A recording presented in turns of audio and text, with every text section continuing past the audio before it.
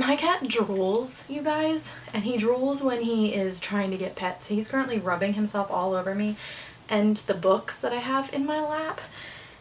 And drool comes out of his mouth when he does this, so it's just really gross. Okay. Hi, buddy. Okay, but we're making that. You can sit over here. Lay on your blankie. That's what it's there for. Hey, what's up everyone? Today I'm going to be talking about the 5 books that I read in April. I was pretty excited about this month because I had 5 books on my TBR, and while I did not read the exact 5 books that were on my TBR, almost, but not quite, I read 5 books.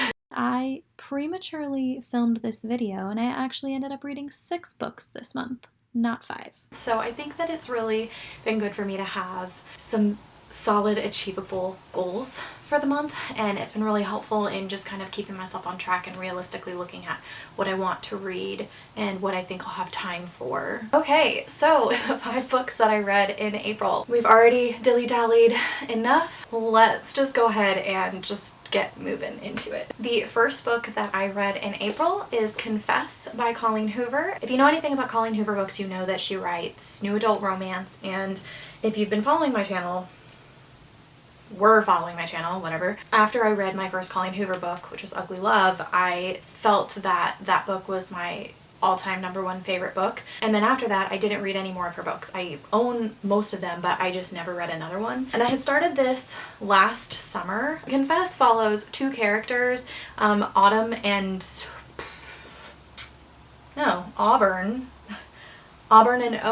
who kind of meet by chance because Owen is looking for an assistant for the day to help him with his art show that day, and Auburn happens to be the first person that he sees. And then of course it's just a romance story. I don't want to tell you too much because I think that it's best to go into Colleen Hoover books not knowing a lot. Her books kind of follow these heartbreaking twists and turns that I just really feel like going into her books knowing as little as possible is usually the best way to go. I rated this 3.5 out of 5 stars. It was a solid average read. Definitely not my favorite romance I've ever read, definitely not my favorite Colleen Hoover book I've ever read, but this is now only the second one that I've ever read. I felt really interested in each of the characters' storylines and backstories, but as far as their chemistry together, I just didn't really feel a lot of it until the very end. It felt very insta-lovey to me, and I actually don't mind insta-love that much in romance or even in fantasy.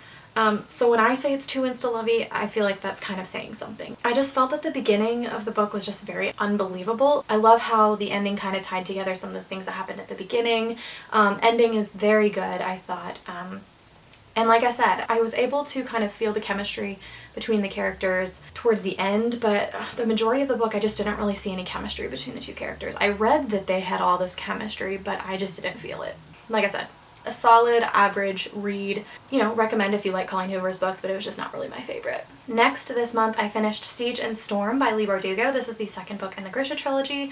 I listened to this on audio. I really enjoy these audiobooks. I really like the narrator for them. I started this book last year, or maybe the year before, but I think it was last year on audio, and I got about halfway through and then stopped listening to audiobooks. But with the television show that just came out, Shadow and Bone on Netflix, I wanted to finish the series so that I can go ahead and watch the show. I will link all of the books in the description below, but this is the 2nd in a series, so I can't really tell you as much about it, but I did also rate this 3.5 out of 5 stars. The beginning, from what I remember from last year, was a little bit slow for me. I was a little bit bored, but the ending was very interesting to me, and once I picked it back up on audio, I couldn't stop reading it, and I listened to it every single day until I finished it. While I was finishing it, I felt like I liked it better than the first one, but when I was done, I felt like it had a very strong 3.5 out of 5 star rating.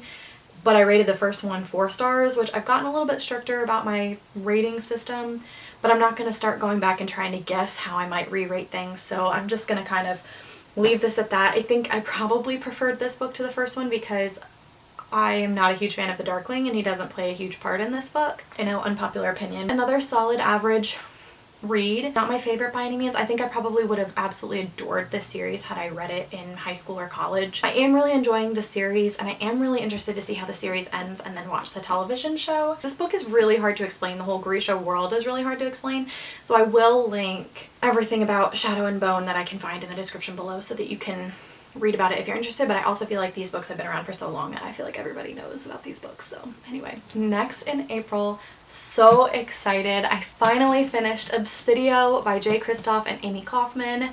5 out of 5 stars. This is the epic conclusion to the Illuminae files, which is, it's kind of a multimedia book. These like instant messages, like shows you drawings of notes that were left and compiled in a bathroom. There's some video surveillance footage, emails, text messaging, drawings, you know, all kind of clippings from bulletin boards, all kinds of really cool ways of telling the story. And like I said, this is the epic conclusion to the Illuminae files. I have rated all 3 of these books 5 out of 5 stars. The characters from the first and second books finally come together in this book, along with some new characters that I loved. I love all the characters in this series. These books I just get hooked on immediately, right away from page 1. And they're so fast to go through, even though they're really thick, just because they are told in this kind of multimedia format. Basically, the story with the Illuminae files is that there is kind of this group of rebels that in the first book, their home gets bombed, at least the ones that we are following in the first book. Their home gets bombed by kind of an evil corporation, and so throughout the whole 3 books, you are following along the story from that bombing until now, which is several years later. These 3 books are all files that have been compiled for a court case surrounding this whole evil corporation and all of the evil things that they have done starting in book 1. If you have not read them yet, I highly recommend you check them out. Amazing, amazing sci-fi trilogy. Like I said, 5 out of 5 stars. So happy I finally picked this up and finished it. And it's now kind of gotten me really in a sci-fi mood, and I just want to read more Jay Kristoff. And there's actually another series that Jay and Amy wrote together. I think it's called Aurora Rising, and I actually just picked that book up, hopefully either for May or June. Really pleased with this, really enjoyed the conclusion, and it's probably my favorite book that I've read so far this year. Next, after Obsidio, in about the course of 2 or 3 days, I read The Hating Game by Sally Thorne. This is a contemporary romance, enemies to lovers story about 2 characters who work in a book publishing house together. Their 2 respective publishing houses have merged into one, and our 2 main characters are both assistants to the CEOs. It's an enemies to lovers story. I highly recommend this book. I enjoyed it so much. It just brought me so much joy. A little bit of insta-love, but that's because you're kind of starting in the middle of their hatred together. You're not starting when they meet. These 2 characters already know each other, so we're kind of jumping in the middle of their, you know, relationship, knowing each other. So I really enjoyed this. Like I said, it just brought me so much joy. There's so much chemistry between the 2 characters that I just absolutely loved. I rated this 5 out of 5 stars, but the only thing I will say is that, so you guys, I don't know if you know this or not about me, but I rate books based on my enjoyment. I will say, and I don't know if this is because it's either Sally Thorne's first book or one of her first books or what, but some of the writing was very confusing to follow. There were some transition pieces where they would be doing something and then all of a sudden they'd be doing something else, and I'm like, wait a minute, how do we get from point A to point B? So some of the transitions were just a little bit strange to me, and also my edition of the book was just filled with grammatical errors and probably needed to be edited one more go around. But other than that, it was honestly really easy to look past those things because I just thought the book was so good. 5 out of 5 stars, a new favorite romance for me, and it kind of got me on a enemies to lovers kick, so I actually picked up another one for May, and this was a recommendation from my roommate. My roommate is an avid reader. She can just read. It's just incredible to me how fast she reads and how many books she reads in one small time period. She read this book in one day and then literally ran downstairs and was like, Katie, you need to read this next. Like, you have to. You will love this. And so now we're trying to get my other roommate to read it because we just know that she'll love it too. So anyway, 5 out of 5 stars. Highly recommend if you need a nice, good, feel-good kind of read. The last and final book that I read in the month of April was Harry Potter and the Chamber of Secrets. I borrowed this from my roommate, so I don't have it here with me, and it is a book that she has had and has been well loved over many years, so no money was spent on it anytime recently. I didn't rate this book for a couple of reasons. I am not I feel strange rating Harry Potter because I started reading Harry Potter as a kid when I was the same age as the characters were, as the books were coming out. And I read the first 3 books and then kind of stopped when they started to become less like middle grade and more young adult, and they became longer and a little bit harder for me to read.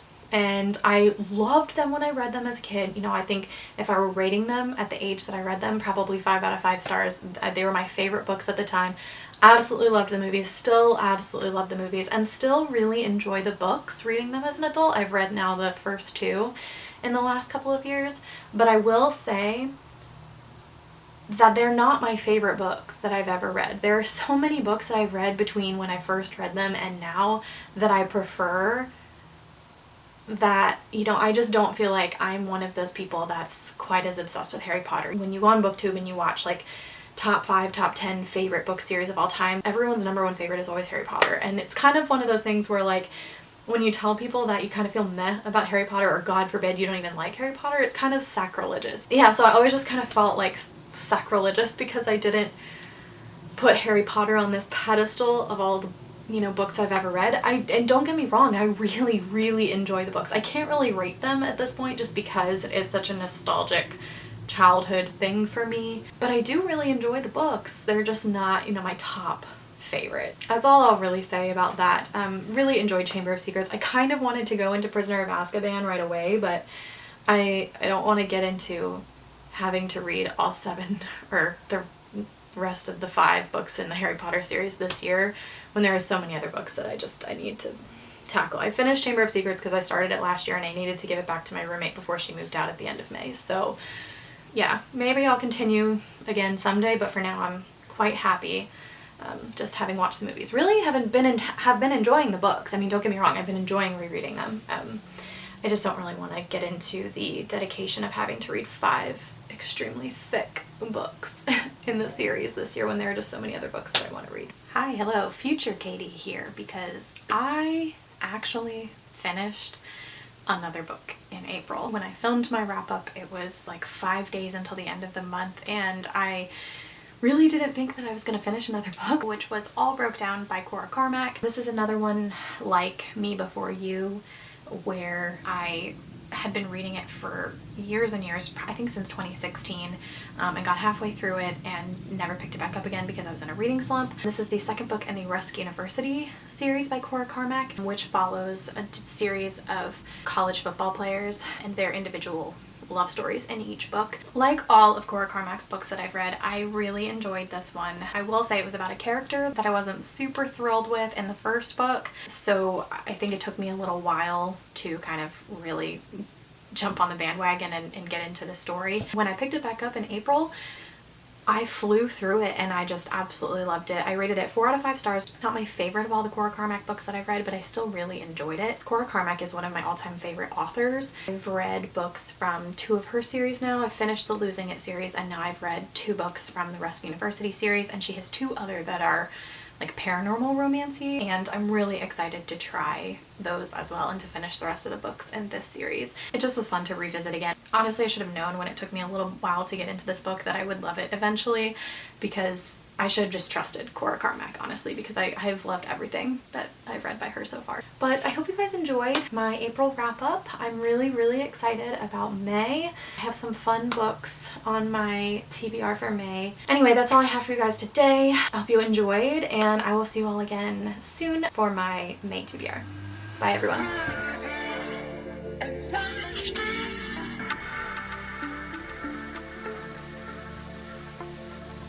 What's that on that beat? Oh, baby, I'm wasted.